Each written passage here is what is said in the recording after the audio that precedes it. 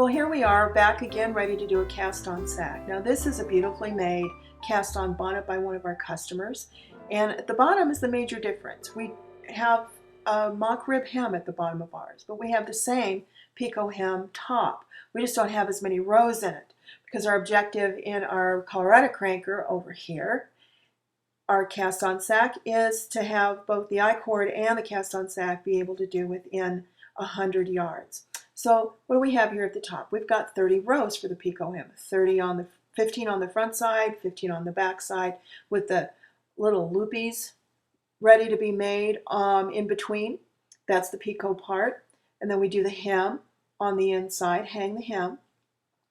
And after we do that, we do 30 rows for the body, and then we do 30 rows of a mock rib hem. And then we take it off by finishing the edge with a latch tool, bind off with a purl stitch on the inside of the cylinder going into the stitch from the top. And it's just a chain stitch. Now we add one extra feature, and that's our I-cord.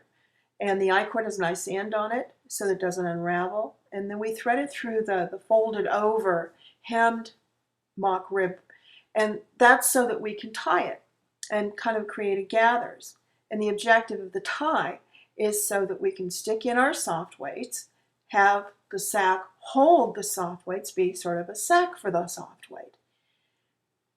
The soft weight is just beautifully designed to add really nice even weight distribution all the way around.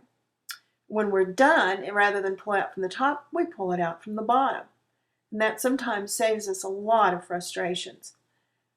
Well, that's the cast on sack here at Colorado Cranker. Now, one little thing we like to do is after we finished our first cast on sack, is that we'll go in and we'll pick up those loops and set them in steam. But you have to use steel or metal knitting needles to do this. Don't use your wood, it'll warp if you steam it. Now we also add the number in the cylinder, how many slots it has that particular cast on sack was made for.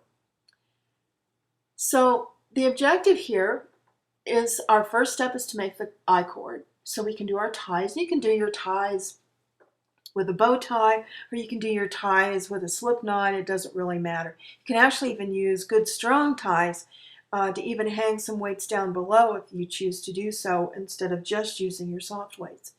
It makes it very convenient. So this is our Colorado cast on sack with I-cord. We're going to start with the I-cord. And when you add your cast on sack with your soft weights, you have a nice beginning to an enjoyable craft called cranking. Come and join us.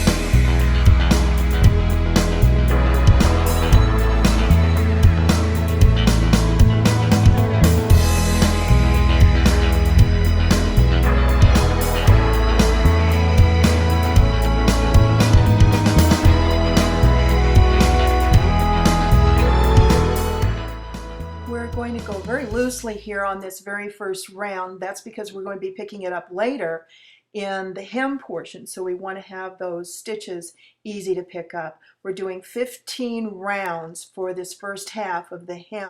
We have now finished our first 15 rounds of the Picot hem. Our next step is to transfer stitches every other needle around in a counterclockwise direction. And we're going to not take out our needles so that we can have the loops that will form in the vacant needle, so that will be our cast on loops for the cast on sack.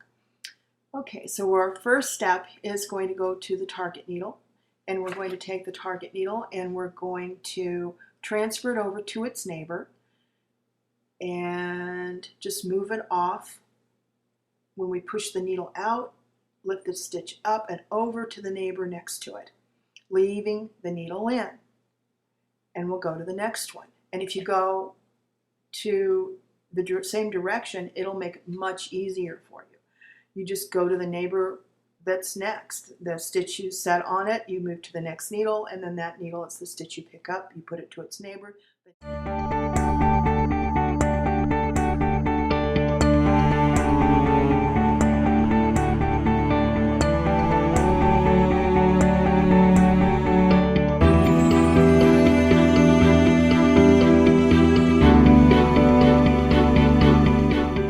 We're done with our Picot transfer. Now it's time to do our next 15 rounds.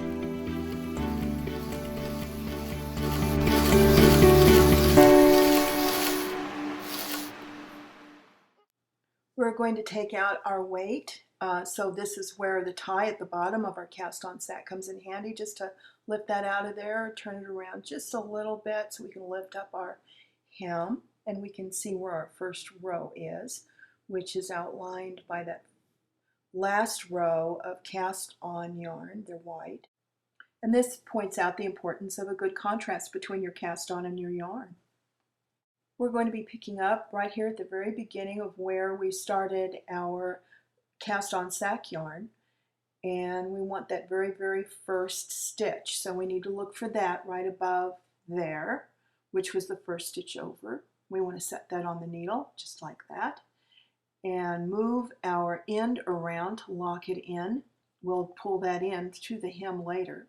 Now we'll pick up the second stitch and set that on and continue on around, picking up the third and the fourth stitch. This would be a good spot to pause as you catch up to what we're doing here, making 15 rounds for the beginning of your Picot hem, transferring every other stitch, leaving the needles in, doing another 15 rounds, and then start to hang your hem as we're showing here. The hem is hung, and now we need to move on and get some weight back inside our cast on sack that we're using to make the cast on sack. So we need to tie our I-cord down at the bottom to hold the sack in. And we'll stick a little bit of 2.5 pounds of weight down in there. We'll crank out 30 rounds for the body.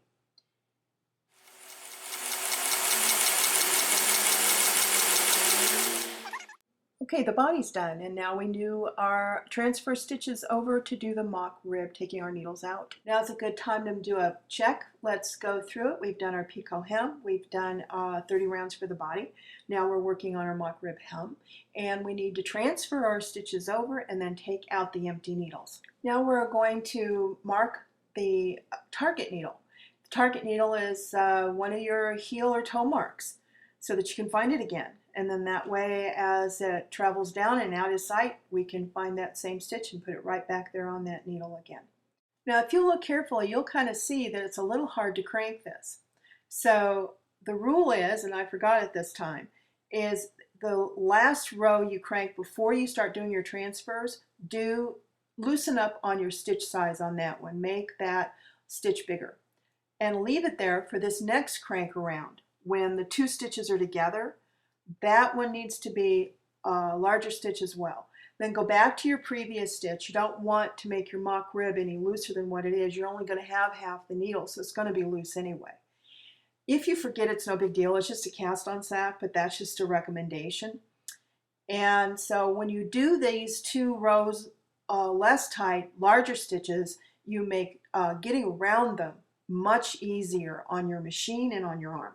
So now we are down here fishing for the marked thread, the marker thread for our target needle. And let me tell you, it's a lot easier to fish for the thread than it is to try to fish for the stitch, because you never quite know. You know, if you go left, if you go right, you could twist and torque your hem, and you don't want to do that. So you just kind of go and look around, find your marking stitch. Don't twist it around either side. Just pick it up, pull it over, and hang it right there. Perfect. Right there on that target needle. Okay, so now we're going to slip out this marking thread now, because, you know, there have been times when it actually got caught up in something, of course, and it just saves time. It doesn't take long to take it out. So now we're going to get busy and pick up our first row of every other needle bars onto our every other needles. And that first row is the row you want, because that row is easier to see and it allows you to go all the way around picking up the right row. You go down deeper or you go higher and you're going to get a bad hang. Well, okay, so we're going around, speeding up so that we can get this hem hung. And we're cranking around as we go. Now this is the time that we start to pick up the needles out of work. We want to do that on the very first stitch that has been reduced from the first and the last of the hem to just this one stitch around. You don't want to re-knit that. So lift it up out of work, and as you go around, continue to lift needles out of work. Then that way, eventually, all the needles will be out of work and you won't have to worry about it, because that's the objective of the next step. And now that they are all out of work, you can move your crank around, your yarn feeder around without worrying of anything dropping, and you can continue working toward the goal of casting off your mock rib hem and the actual cast on sack. So what we're going to do here is start where the yarn source is. And yes, it does make a big difference if you have an easy thread yarn guide. We don't have directions in this video if you don't have. The best I can offer you is cut your thread at least 4 feet longer than what is at the source, and then pull it through your yarn guide and put it back through the mast so that you have the tension spring can take up your slack, because that does help. Other than that, as you watch and we do what we're doing here, what our objective is just a chain stitch all the way around. You do it from the inside of the cylinder. You go through the stitch. And if you have a little bit of weight, you noticed I put some weight in there, well, that holds those stitches down so they don't follow your latch out with it, like in that case. And now, what if you make a mistake? Okay, it's no big deal. It's just a chain stitch. You didn't drop anything. So start over again. Come back around, come through. And again, if you run into a situation where you're trying to pull a stitch through and it doesn't come through, let it go like that. Come back, pick it up. It's no big deal. Just good, continue on. Going into the stitch, using your thumb and your left hand to pull that needle out so you can get that stitch opened up makes it so much easier. Switch hands. I'm not left-handed, but I can usually use my left hand to come around and do the side that's more cumbersome to do. Okay, you go into that last stitch, that's your first stitch, then you lock it and you clip it, and then we'll tuck that in later.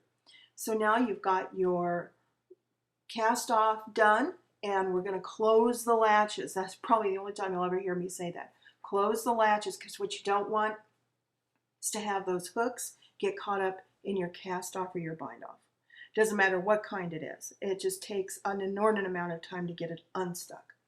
And the whole objective here is to have fun and not have tedious, bad things happen that take a lot of time and cause frustration. All right, we pulled it off and it's completed. There's our mock rib hem there at the bottom. We'll put our I-cord through that, then our body, and then our Picot hem. At the top we'll have our loops. There's our finished cast on sack. Come back and join us again on our next YouTube video, Crank Along.